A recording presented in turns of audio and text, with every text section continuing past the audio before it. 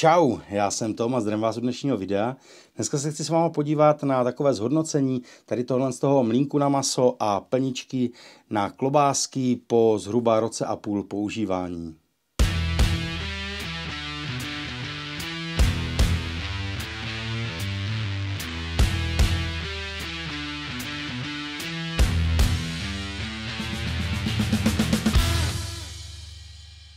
Na začátek řeknu, že obě dvě ty věci, jak tu plničku, tak i ten mlýnek používám. Budu se snažit být co nejvíc kritický, tak abyste si opravdu udělali reálnej nějaký pohled na to, jestli je to pro vás vhodný nebo ne. Ta plnička, ta je 5litrová, je teda celonerezová. Za dobu toho používání jsem přišel na pár věcí, už v podstatě hnedka na začátku, které mi trošičku vadily. A první věc je ta, že nejde úplně vhodně ovládat v jednom člověku. Lze to vyřešit, já už jsem si teda na to pravda zvykl, lze to vyřešit tím, že třeba tu kliku, jak jste mi někteří psali, zohnout do pravého úhlu, je opravdu pod divným úhlem, nevím, proč to tak výrobce udělal, ale říkám, dá se na to zvyknout. Případně lze prostě to naohýbat tak, aby vám tady vznikl v obou těch ohýbech pravý úhel a určitě se to zlepší. Případně prostě pokud máte svářečku na nerez, tak prostě tady fiknout, zkrátit a přiblížit se vlastně celou tou ručkou k samotnému tělu té plničky. Jak říkám, já jsem to nechtěl upravovat, protože mám vymyšlenou, nebo chtěl bych tam udělat úpravu jinou, o které vám za chviličku taky řeknu. Jinak, co se týče zpracování, co se týče použití, tak jsem nepřišel na nic jako špatného, možná v případě toho, že opravdu ta páka při tlačení vlastně na tu ručku, na to madlo je opravdu vyšší, je to vzdálenější oproti tomu těžišti, tak může být taková nestabilní. Lze to vyřešit tím, že si prostě to přichytíte ke stolu. Což byla vlastně jedna věc, kterou já jsem dělat nechtěl, pak jsem ji samozřejmě i přichycoval, je to s tím samozřejmě lepší a je stabilnější a pak už to jde samozřejmě ovládat i v tom jednom člověku. Takže jde opravdu jenom vyřešit to, že ona vlastně, jak jsem říkal, má tu kliku takhle bokem a vy vlastně, když na ní tlačíte, já ji zkusím dotáhnout, tady v tuto, tak vám může udělat tady ten pohyb a může se hýbat. Takže v podstatě vyřešit to jde tím, že si upravíte tu ručku, buď si ji tady zkrátíte, dostanete se vlastně blíž k tomu tělu té plničky a případně si upravíte ten úhel. Jak říkám, já jsem to vyřešil tím, že si ji prostě přichytím ke stolu a funguje to úplně v pohodě, co znamená problém se stabilitou vyřešený. Není to ale problém vyřešený s tím, co jsem chtěl, to znamená, chtěl jsem mít nebo používat tu plničku tak, abych ji mohl dát na stole kdekoliv a nemusel ji vlastně přichycovat. Další věc, co jsem vlastně dokoupil, tak jediná věc, co jsem vlastně dokoupil, tak byl tady ten nástavec o průměru 12,5 mm, to má, myslím, objednával jsem ji taky na Alíku, stála pár korun, ale co byl problém, tak vlastně tady ten lem vnější, tak byl o dost větší než u těch standardních, nebo než u těch, které k tomu byly dodávány. Samozřejmě se to pod tu matici nevešlo.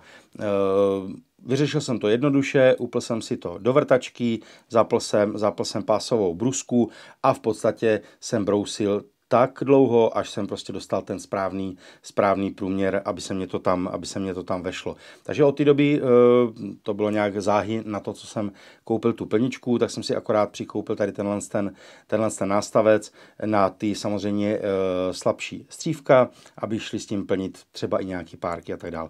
Takže tohle byla vlastně jediná věc, kterou jsem tam dokupoval a dostávám se teda k tomu, co s tím chci udělat do budoucna.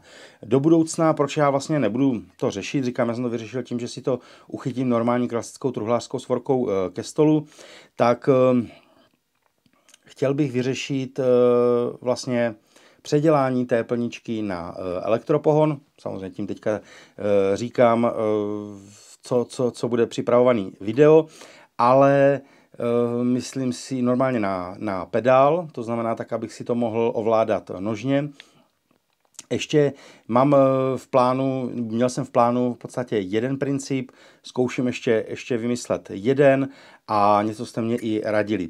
Proto se vlastně dostávám k tomu, jestli bych vám ji doporučil. Pokud chcete ušetřit, tak si ji kupte tady tuto.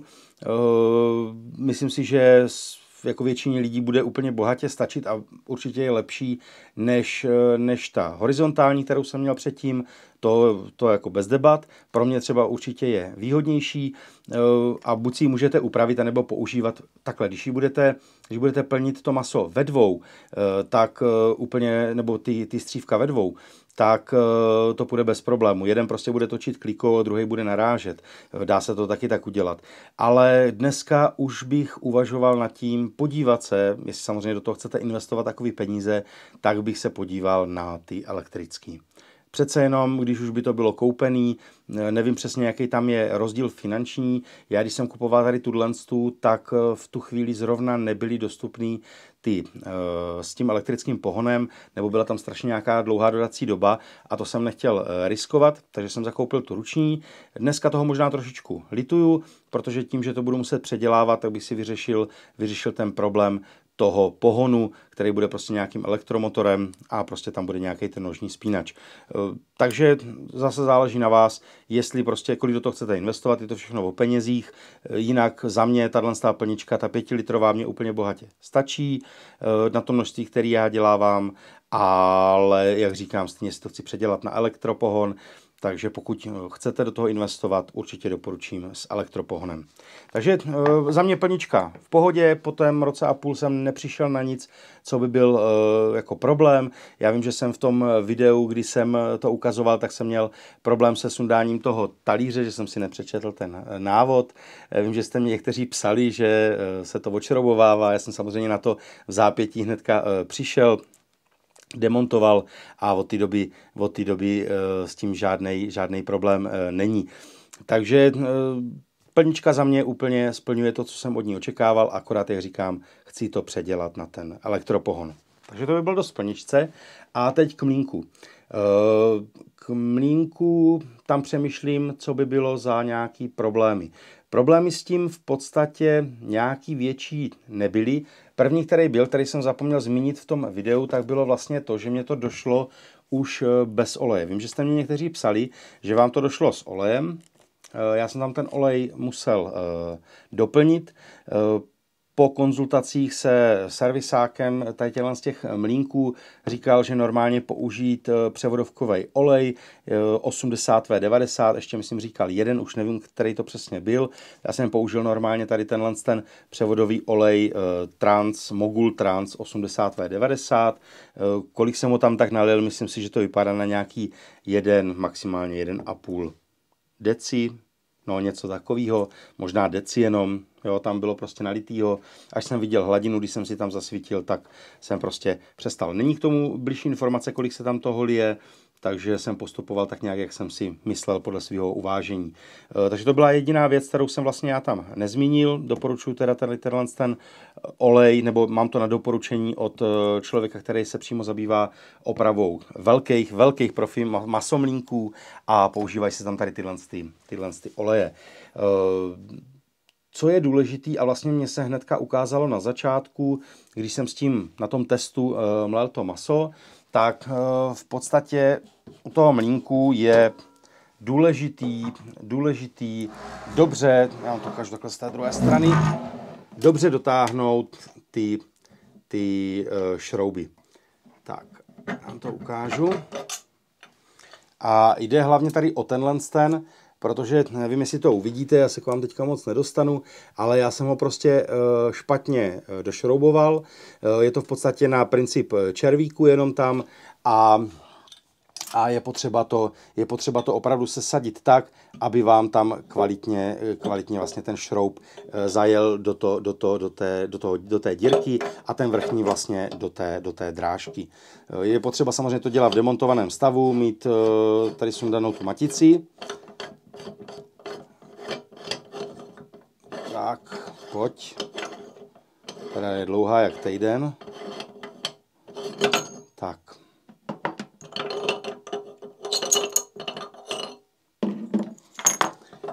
Takže opravdu dostat se až úplně dozadu a nemám to úplně dotažený, ale už nesmí jít vytáhnout. Tím víte, že jste vlastně v té dírce pro ten červík, dotáhnete a drží. Pak samozřejmě tady ten vrchní šroub, tam je na to drážka proti tomu po otočení a ten dotáhnete taky. Takže tohle byla věc, na kterou jsem přišel v podstatě po prvním vlastně tom mletí, nebo při tom prvním mletí. Jinak další věc, co jste mi ještě psali, takže se vám stává, že vám vlastně tady ze zadní části, když melete něco řičího, mně se to teda nějak neprojevilo, ale že vám vlastně tady do zádu té hlavy, toho těla mlýnku, takže se vám vlastně dostává nějaký řičí materiál. Já si myslím, že úplně jednoduše by to vyřešilo nějaké silonové těsnění, které by se v podstatě vysoustružilo, které by dosedl tady na toho šneka a vlastně tady mezi to tělo. Myslím si, že by to mohlo pomoct. Když tak pokud s ním máte zkušenost, tak mě samozřejmě napište, nebo víceméně někomu, kdo se mě na to ptal, tak to klidně napište do komentářů, jak byste to vyřešili vy. Nemyslím si, že to je až takový velký problém, nestává se mně, že by mě tam zatím něco ulpívalo a většinou, co jsem tak viděl u ostatních mlýnků, a když tam něco mají, většinou tam nic nemají, ale když tam něco mají, tak tam je jenom, myslím, že nějaký silon, prostě něco jenom, aby to nelezlo zpátky. Takže to je asi tak k těm věcem u toho mlýnku, co někdo mě psal, že to rozdělával, že tam byl nějaký problém. Stát se samozřejmě může, ale že si to nějak vyřešil. Nevím už přesně, o co se jednalo, ale bylo to snad s umístěním nějak těch vodičů u toho motoru a že to nějak akorát potřeboval dát bokem. To je jediný, co tak nějak jsem jako pochytil. Jinak já osobně až vlastně na to špatné dotažení tady z té hlavy jsem na nic nepřišel a jak říkám, nasadím vždycky hlavu, až už cítím, že jsem jako dojel na konec, tak to trošku povolím, abych měl jistotu toho, že to trošku vylízá, jsem v té dírce, dotáhnu, nebo v tom zahloubení, dotáhnu ten vršek a mám vlastně připraveno. Tak teďka jenom nasadím šneka, nasadím nůž a šajbu. Tak.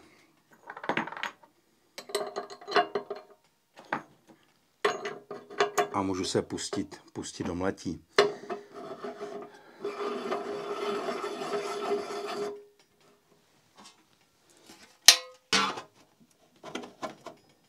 Tak. A mám hotovo. Jediné, co jsem vlastně já k tomu mlýnku dokupoval, tak byly šajby. Zcela upřímně, já jsem vám tam dával odkaz na AliExpress, kde jsem našel ty stejný, že by měly být dostupný. Dál už jsem nehledal, vím, že jsem ji potřeboval rychle, tak jsem je kupoval v řeznických potřebách, konkrétně v Masoprofitu, ale byly teda dost drahý. Samozřejmě to jsou inoxové šajby, tam ta cena byla opravdu vysoká. Ta šajba vycházela tenkrát, myslím, na nějakých, ta 3 mm, tak myslím vycházela na 800, no myslím, že kolem 800.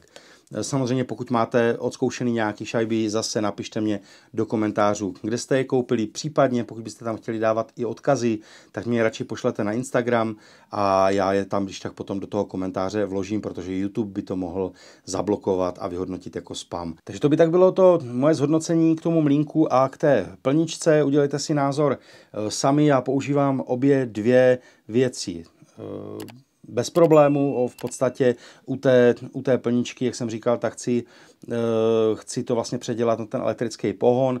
Pokud byste měli nějaký tip, tak samozřejmě napište. Já říkám, mám v mysli nějaké dvě varianty. Uvidím, kterou z toho vyberu, pak samozřejmě vám to natočím, ukážu, jak jsem to předělával, abyste o to nebyli ochuzeni. Co se týče toho mlýnku, tak tam není moc co řešit. Je pravda, že když meleme nějaké menší množství masa na nějaký oběd nebo něco takového, tak použijeme domácího robota, nevytahujeme tady ten velký mlýnek, ten se používá opravdu při zpracování většího množství masa.